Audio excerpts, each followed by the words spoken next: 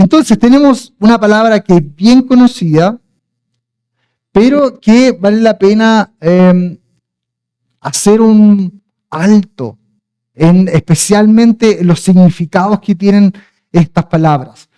El texto 19 del libro, el capítulo 28, tiene algunas afirmaciones.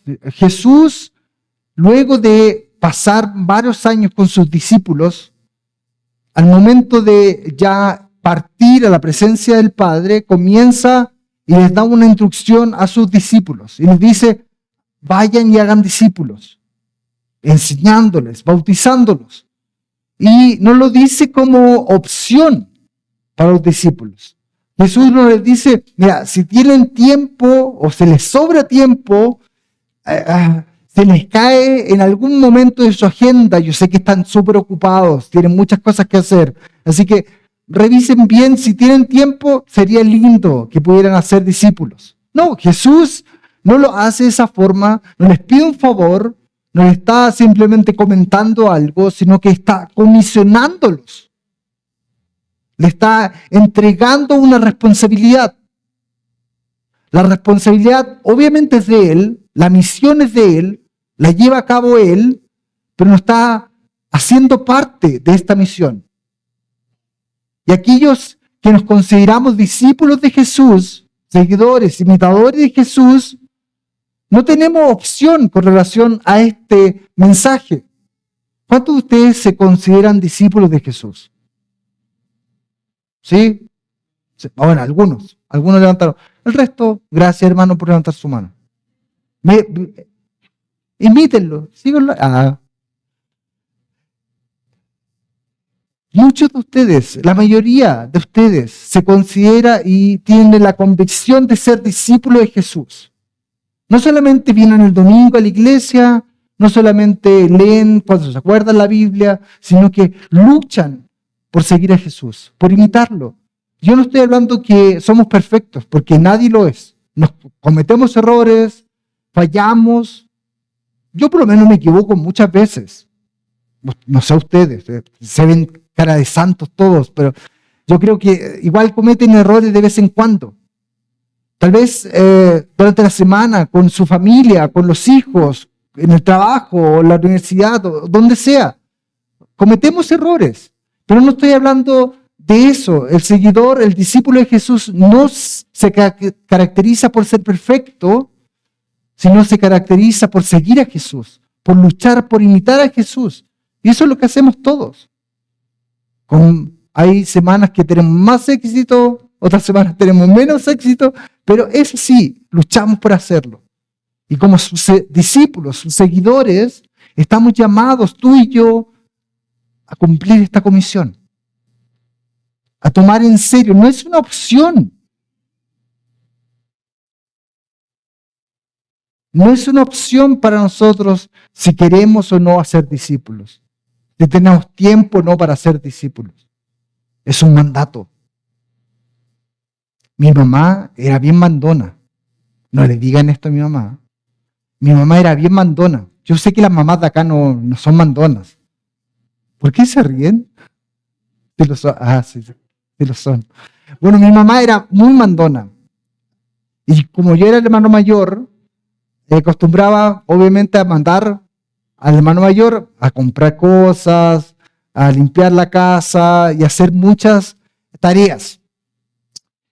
¿Y ustedes creen que mi mamá me preguntaba si tienes tiempo, si tienes ánimo, si te sobra en algún momento tiempo, puedes hacer? Sería súper lindo que lo hicieras. No, no tenía opción. Era un mandato. Y de la misma forma Jesús, como a sus hijos, como a sus discípulos, está entregando un mandato. Y cuando miramos este versículo, vemos 4 verbos. Vayan, hagan discípulos, enseñen y bauticen. O bauticen y enseñen. 4 verbos. Los verbos son acciones, son lo que le da vida a una frase. Reflejan, describen movimiento, acción, intención. ¿Sí? De estos 4 verbos, solamente hay uno que está escrito como mandato. El resto están como acompañantes del mandato. Describen cómo llevar a cabo el mandato. Pero solamente hay uno que es un mandato. ¿Y saben cuál es? Hagan discípulos. Por mucho tiempo yo pensé, tiene relación con vayan seguramente. Sí, porque los misioneros van y vienen, viajan mucho, así que seguramente vayan. Pero después me di cuenta de que en el texto original el mandato no es vayan, hagan discípulos. Ese es el mandato para los discípulos de Jesús. Y personalmente cambió mucho de mi perspectiva de la misión. Porque de pronto la misión no se trataba de subirse a un avión, irse a algún lugar, o estar en otra cultura, o estar en otro país, en otro contexto, sino que misiones podía comenzar en mi casa, con mis hijos, con mi esposa. Porque misiones se basa en hacer discípulos y no otra cosa. Hacer discípulos. Así como tú y yo somos discípulos de Jesús, estamos llamados no a otra cosa más que a ser discípulos. Y es maravilloso, es fascinante, porque de pronto no tienes la obligación de irte a un lugar o de cambiar tu contexto, sino que allí donde estás puedes hacer discípulos. Y estás llamado a ser discípulos, a tus hijos, a tu esposa, a tu esposo, a tu familia, a tus compañeros de colegio, de universidad, de trabajo. Se dan cuenta que comienza y es parte de esta descripción los otros 3 verbos: vayan, enseñen y bauticen. Y cuando se refiere a vayan, se refiere a un impulso, a un cambio. Y muchas veces tiene que ver con salir de nuestra comodidad. Porque creo que Jesús sabía que no nos sale natural compartir nuestra fe. Yo sé que a lo mejor a ustedes no les pasa, pero a mí me pasa que a veces me cuesta hablar de Jesús. Es mucho más fácil tratar de comportarse bien, que la gente vea a Jesús en mí. Pero no es todo. No basta con eso. Muchas veces tenemos que hablar de Jesús. O gente nos pregunta, ¿y tú en qué crees? No voy a la iglesia. Porque nos cuesta. No nos sale fácil reconocer a Jesús. Pero Él nos está diciendo, salgan de su comodidad, vivan la experiencia, confíen en mí y hagan discípulos. Allí donde están. Cuando hablaban de hacer discípulos, a los discípulos de Jesús se le vinieron principalmente 2 ideas en la cabeza. Porque la palabra discípulos, lo que dijo Jesús, era un término conocido. Ellos lo habían escuchado en otros momentos. Habían 2 modelos principales de cómo hacer discípulos en aquella época: el estilo judío y el estilo griego de ser discípulos. Y el estilo judío era, uno como que postulaba, se dice postular acá, ¿no? Cuando uno entrega sus papeles y espera que a lo mejor le den un trabajo. Bueno, algo similar ocurría con el discípulo judío, en el término judío. Uno entregaba sus papeles y esperaba que el maestro a lo mejor lo tomara como discípulo. Y este discípulo era aceptado por el maestro, se le compartían algunas enseñanzas y por lo general, el discípulo vivía con el maestro un tiempo determinado. En cambio, los griegos, tenían una idea un poco diferente y mucho más occidental del concepto de discípulo. Porque para ser discípulo tienes que ir a un lugar donde habían enseñanzas acerca de diferentes temas. No postulabas a un maestro específico, sino que había una escuela de pensamiento. Y uno iba a este lugar y recibía enseñanza y después volvía a su casa.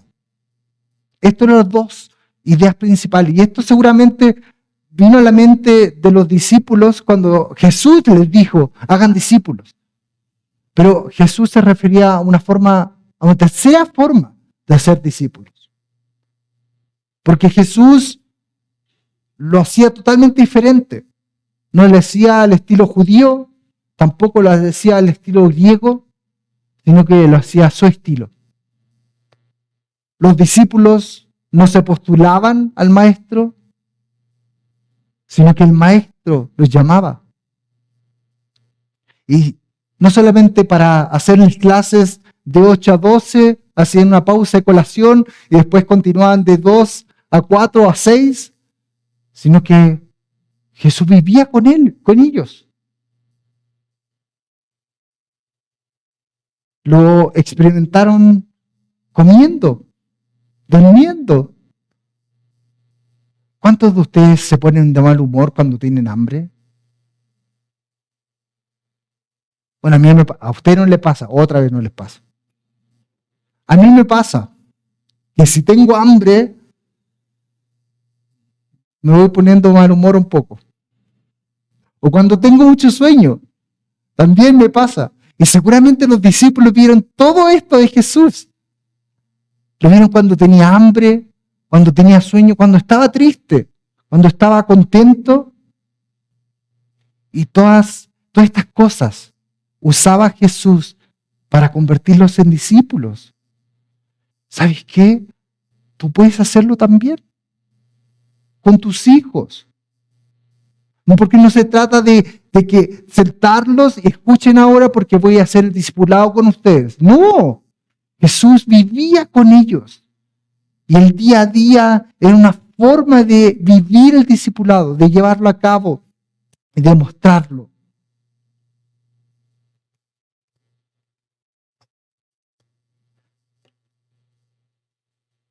La descripción del versículo continúa usando las palabras bautizándolos y enseñándolos. Una cosa bien interesante con relación a lo que dice Jesús es que no les dice enséñenles las leyes que yo les entregué o enséñenles la ética, el comportamiento que yo les enseñé. ¿Qué les dice Jesús? Que le enseñe a obedecer. ¿Hay alguna diferencia entre enseñar una ley y enseñar a obedecer una ley?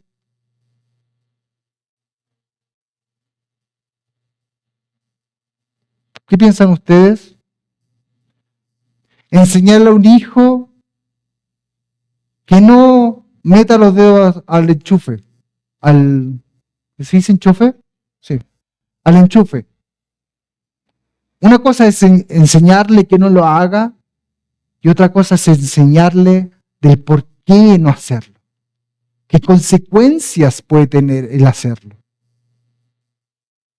Y eso tiene que ver mucho con lo que Jesús está planteando y diciéndole a sus discípulos. No simplemente les digan a la gente qué es bueno y qué es malo, sino que busquen enseñar que obedezcan las consecuencias de vivir apartado, lejos de mí.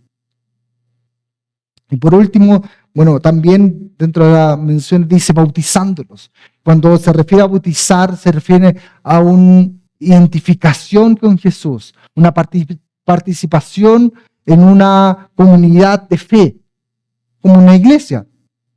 No que simplemente digan, sí, a veces creo, o creo a mi gusto.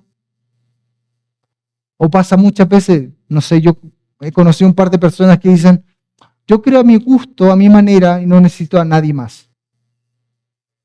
¿Conocen gente así? ¿No? Sí, sí. Claro. Pero ¿saben qué? Jesús está diciendo, como parte del discipulado, parte de seguirme, es vivir en comunidad, compartir. Y yo sé que a ustedes tal vez no les pasa, pero a mí me pasa que no toda la gente de la iglesia me parece simpática. Ah, y se rieron. Ah, ahora se rieron. ¿Están peleando entre ustedes? ¿No?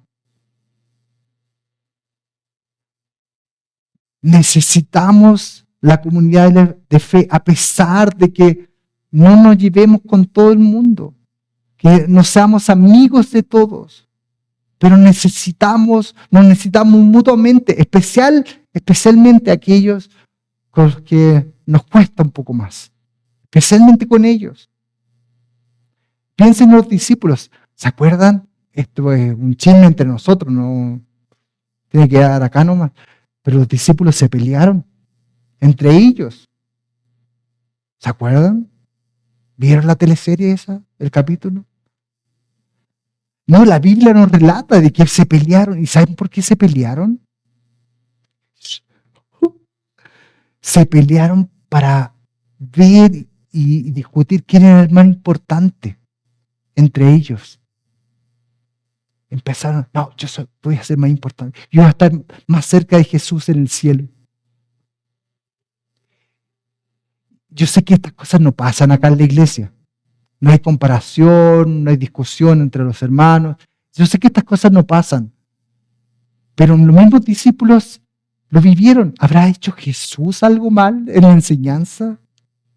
Bueno, Jesús los retó, les llamó la atención después y todo, y la Biblia no relata nunca más que algo así sucedió. Pero lo que quiero decir con eso es que necesitamos esta comunidad, incluso cuando produce discusión, hay peleas, porque la fe cristiana, si bien es personal, nunca es individual. Nunca lo es. Necesitamos del otro. Si bien cada uno toma una decisión por Jesús y cada uno es responsable frente a Jesús, pero necesitamos mutuamente. Y no hay otra forma de vivir la fe cristiana. Versículo 19, parte del 20. Pero ¿cómo empieza el versículo 19? Por tanto. Y esta palabra por tanto es un conector. Vincula dos ideas. Principalmente se usa para vincular una idea con una consecuencia. Podríamos usar otras cosas. No sé si dicen ustedes en su día a día por tanto. Yo no uso tanto. Pero podríamos decirlo, traducirlo como a consecuencia de, por motivo de, a razón de, etc. ¿Y qué nos dice ese por tanto? Indirectamente nos dice lo que está o lo que se dice antes. Es fundamental para poder entender 19 y 20. No podemos entender 19 y 20 sin haber entendido los versículos anteriores. ¿Qué dice los versículos anteriores? Los 11 discípulos fueron a Galilea, a la montaña que Jesús les había indicado. Y cuando lo vieron, lo adoraron, pero algunos dudaban. Y vamos a hacer una pausa ahí. Porque esta combinación nos puede parecer tal vez irrelevante, pero sí describe muy bien la situación de los discípulos. Imagínense, Jesús murió hace muy poco. Al que dijo que era Dios, de pronto lo vemos colgado, lo vieron los discípulos colgados en una cruz. Todo el mundo decía, era un mentiroso, era un engañador, les quería sacar plata, no sé. Pero hablaban en contra de Jesús. Jesús de pronto resucita. A pesar de que lo había dicho antes, para sorpresa de los discípulos, resucita. Y de pronto se para delante de ellos, en el lugar que habían acordado encontrarse. ¿Cuál es la reacción de los discípulos? Adorar. Están impresionados por lo que acaba de pasar. Están conmovidos interiormente. La mayoría, cuando se usa una palabra, esta palabra de adoración, se refiere a gente inclinada en gratitud, en sorpresa por todo lo que está sucediendo. Y seguramente era la actitud de los discípulos, de adorar a Jesús, decir, wow, tú lo dijiste, pero que pasara, nos sorprende. Pero no solamente eso, porque dice, unos adoraban y otros dudaban. Seguramente los que estaban dudando están un poco más lejos. ¿Será Jesús? Pero Jesús estaba muerto. Una cosa interesante de este texto es que da la opción de traducirlo no haciendo una separación de dos grupos, unos buenos y otros malos, unos que adoran y otros que dudan, sino que de pronto hace y entrega la posibilidad de que los mismos que están adorando sean los que dudan.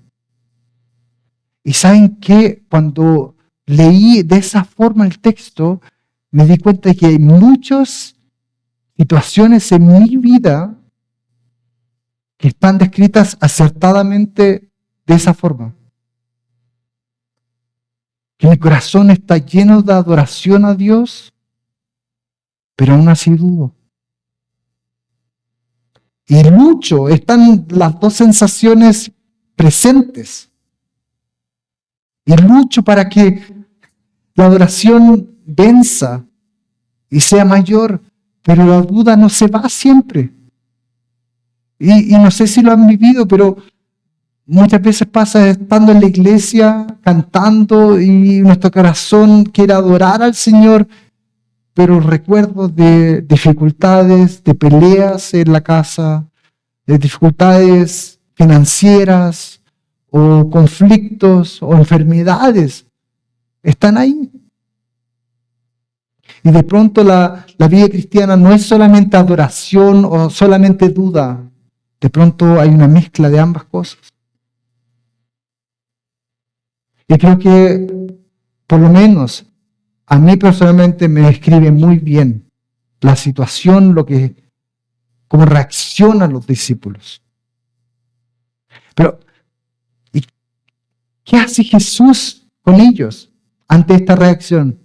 Jesús sabía todo, sabía qué estaban pensando. Y tal vez Jesús los mira y les dice, no, ustedes los que están dudando, por favor, retírense. No los quiero acá. Váyanse nomás. No quiero hablar con ustedes. Menos si voy a entregar una comisión, una tarea. Necesito gente espiritual, gente que no tiene dudas, que no tiene luchas.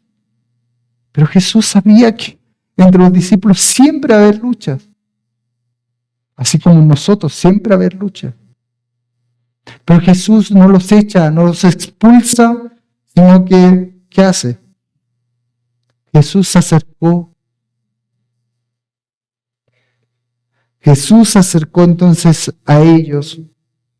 Y en medio de esta lucha entre la duda y la adoración, les dice una frase que cambia absolutamente todo y que es la base de la misión. Se me ha dado toda autoridad en los cielos y la tierra. Por eso, por tanto, por motivo de esto, por motivo de mi autoridad, vayan y hagan discípulos. La base de la misión no es otra cosa que el reconocimiento de la autoridad de Jesús. Lo repito para que lo tengan en su mente y se lo lleven. Bueno, olvidarse de toda la predicación, pero esta frase no. La base de la misión no es otra cosa más que el reconocimiento de la autoridad de Jesús. Y esto significa reconocer su autoridad en tu vida primeramente, porque únicamente de esa forma te vas a convertir en discípulo, vas a poder hacer discípulos para que otros también reconozcan esta autoridad. No se trata de nuestras buenas ideas, misión no se trata de nuestras buenas intenciones, no se trata de una buena estrategia, se trata inicialmente y fundamentalmente de esta frase. Jesús, en medio de la desconsolación de sus discípulos, dice: se me ha dado toda autoridad en los cielos y la tierra. No solamente en los cielos, donde uno podría decir, bueno, está bien. Pero Jesús está diciendo, toda autoridad en los cielos y aún en el lugar donde la mayoría piensa que soy un perdedor, allí tengo autoridad.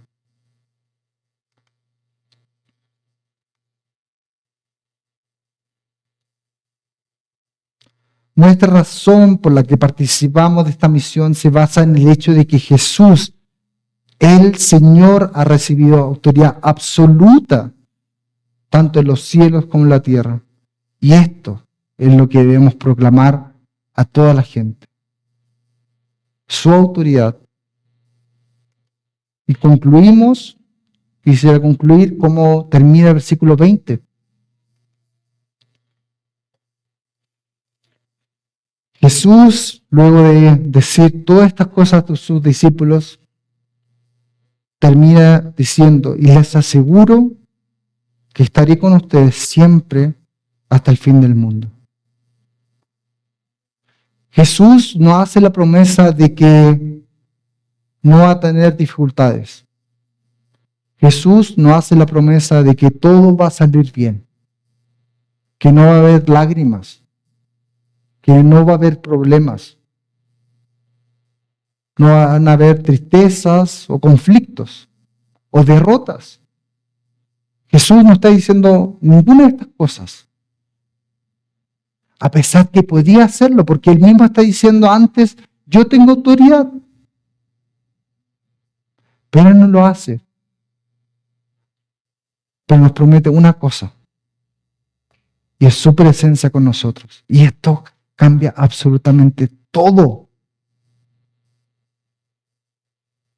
Porque incluso en los momentos de mayor soledad, podemos saber que Él está con nosotros.